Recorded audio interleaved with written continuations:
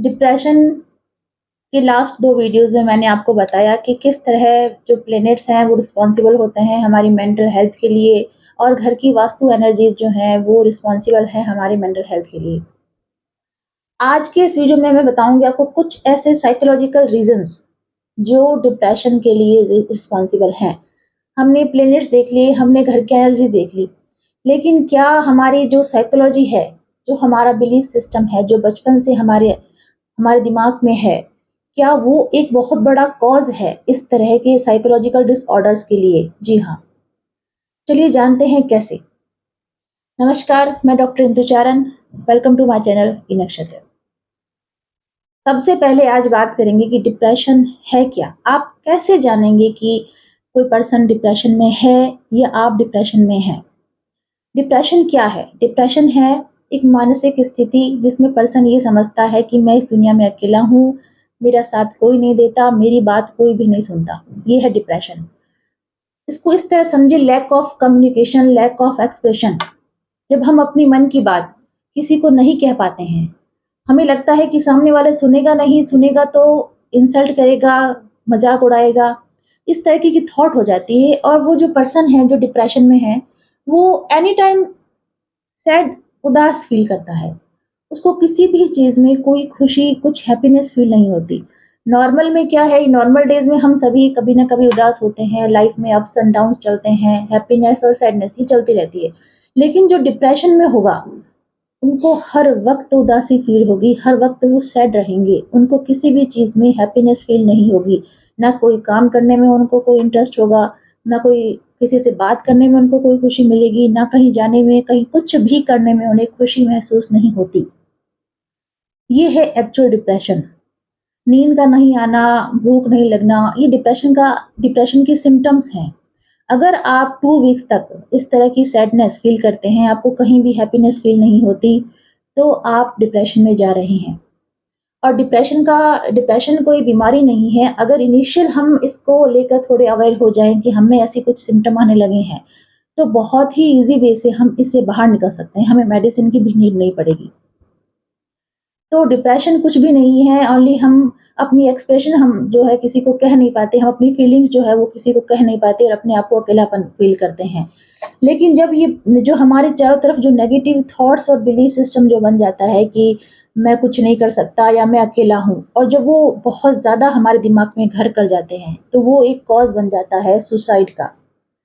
हम अपने आप को ही ख़त्म करने की सोचते हैं। ऐसे केसेज़ में जब पर्सन इतना ज़्यादा नेगेटिव हो जाता है, तो वो अपने आप को ही ख़त्म करने की सोचता है। वो ये सोचता है कि इस दुनिया में कुछ भी नहीं है, ये दुनिया मेरे लिए नहीं बनी। ये हुआ डिप्रेशन के सिम्पटम। अब डिप्रेशन के कॉज़ेज़ क्या हैं? डिप्रेशन का सबसे बड़ा कॉज़ है बायोलॉजिकल कॉज़ेज़। बायोलॉजिकल मीन्स कि हमारे माइंड से कुछ केमिकल्स रिलीज़ होते हैं, जैसे सेरोटोनिन, डोपामाइन, ऑक्सीटोसिन। तो ये जो केमिकल्स हैं, अगर ये इम्बैलेंस हो जाते हैं, तो भी डिप्रेशन में पर्सन चला जाता है। तो ये जो मेडिसिन्स हैं, इनसे वो उसको इम्प्रूव करते हैं या जो है इनको बैलेंस करते हैं केमिकल्स को। लेकिन अगर इनिशियल लेवल पर है, अगर अभी शुरुआत है, तो इन सब की नीड नहीं होती। आप वैसे ही उसको ठीक कर सकते हैं। कोई भी थेरेपी यूज़ करते हैं, जैसे सीबीटी की थेरेपी है, हिप्नोथेरेपी है, आपके सबकॉन्शियस माइंड की रिप्रोग्रामिंग है। इसको करके आप इस डिप्रेशन से निकल सकते हैं। सेकंड क्या है? सेकंड है सोशल कॉजेज़। सोशल कॉजेज़ कैसे?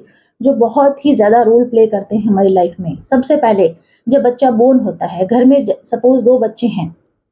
हम सभी जानते हैं कि हम ईश्वर ने हमें यूनिक बनाया है। आपने कभी देखा है किसी का फेस मैच कर रहा है? नहीं ना। फिर भी हम क्या करते हैं, कंपैरिज़न करते हैं। हमारा फेस अलग है, हमारी फ़िज़ीक अलग है, हमारा नेचर अलग है।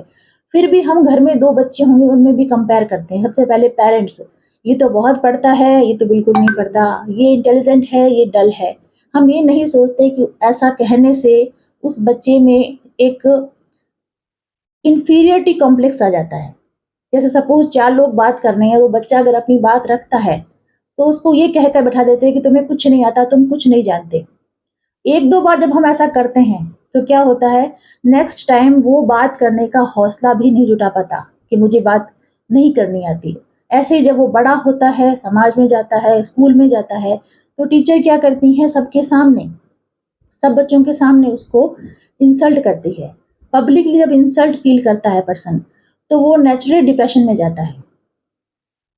इसलिए क्या करना है, अगर देखो हम सब लोग ह्यूमन बीइंग हैं और हमसे गलतियाँ होती है, कोई भी परफेक्ट नहीं है इस दुनिया में।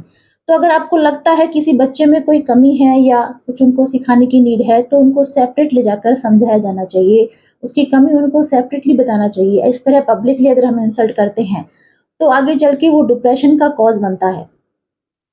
ऐसे ही आजकल की जॉब में जो बॉस हैं, मैनेजर हैं, जो अपर लेवल के लोग हैं, वो क्या करते हैं अपने से नीचे जो काम करने वाले हैं, उनकी पब्लिकली इंसल्ट करते हैं, उनको अब्यूज़ भी कर देते हैं। तो क्या ये सही है? इसका रीज़न ये है कि जिस पर्सन का मून वीक है बर्थ चार्ट में, उसका मनोबल बहुत वीक होता है। हर पर्सन ऐसा नहीं होता। कुछ लोग मैनेजर की अगर मैनेजर डाँट रहा है या अब्यूज़ कर रहा है, तो वो सुन के भूल जाता है। लेकिन कुछ लोग जिनका मनोबल बहुत वीक है, वो यहाँ पर अपने दिमाग में उस चीज़ को इतना ज़्यादा बड़ा बना लेते हैं कि उनके मन में एक इनसिक्योरिटी और एक फ़ियर बैठ जाता है कि अब क्या होगा? कल क्या होगा? ऐसे बहुत से केसेज़ हैं, जिसमें मैनेजर या बॉस जो हैं वो पब्लिकली इंसल्ट करते हैं। तो उनको ये चाहिए, जो भी मैनेजर है, बॉस है, देखो इंसान से गलतियाँ होती हैं, उनको अलग से केबिन में ले जाकर उनको समझाएँ, उनको उनको फीडबैक दें, उनकी गलतियाँ बताएँ। लेकिन पब्लिकली अगर आप इंसल्ट करते हैं, तो उसके 2 रीज़न बनेंगे। एक तो पहला वो पर्सन जो है वो डिप्रेशन में जाएगा आपकी रीज़न से। सेकंड आपकी जो इमेज है, जो छवि है, वो गिर जाएगी उसकी नज़रों में और दूसरे लोगों की नज़रों में कि ये तो पब्लिक सबको इंसल्ट करता है, ये पर्सन अच्छा नहीं है। तो हम इस जीवन में हम ये जीवन जो हमारी लाइफ़ की जो जर्नी है, उसको सुख से जीने के लिए आए हैं।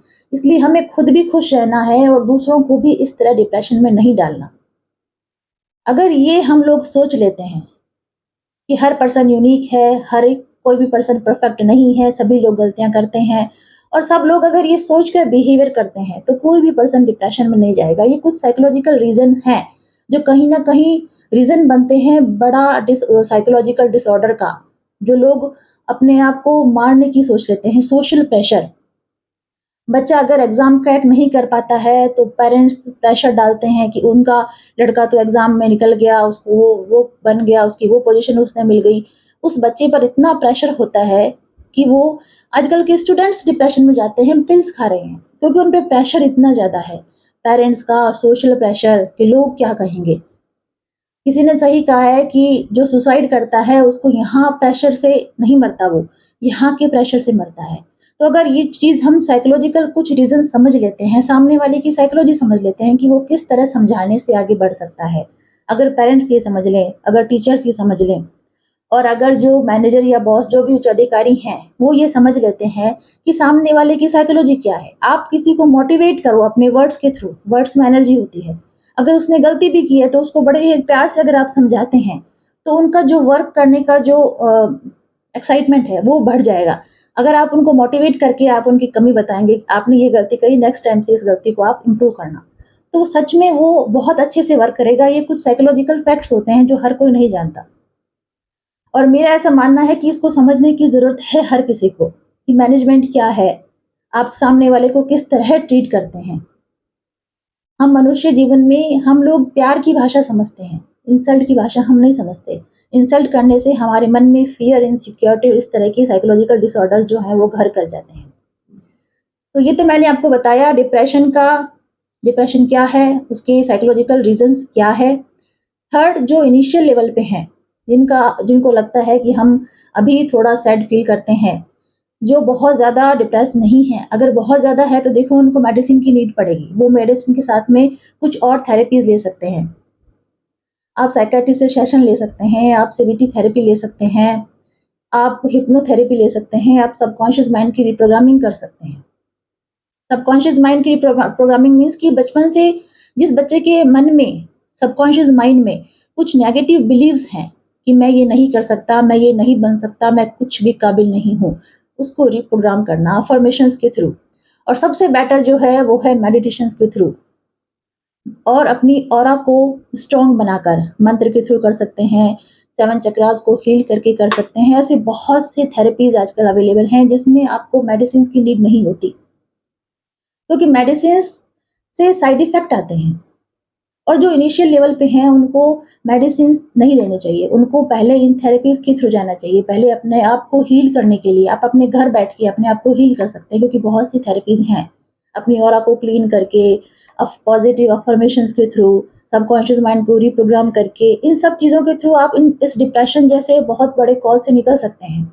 डिप्रेशन कोई भी बीमारी नहीं है, इसको बीमारी बनाया गया है। बार-बार अगर किसी पर्सन को आप ये कहोगे तो डिप्रेशन में है, तो कहीं न कहीं अगर नॉर्मल पर्सन भी होगा, तो वो ये सोचने लगेगा कि हाँ, मुझे डिप्रेशन है।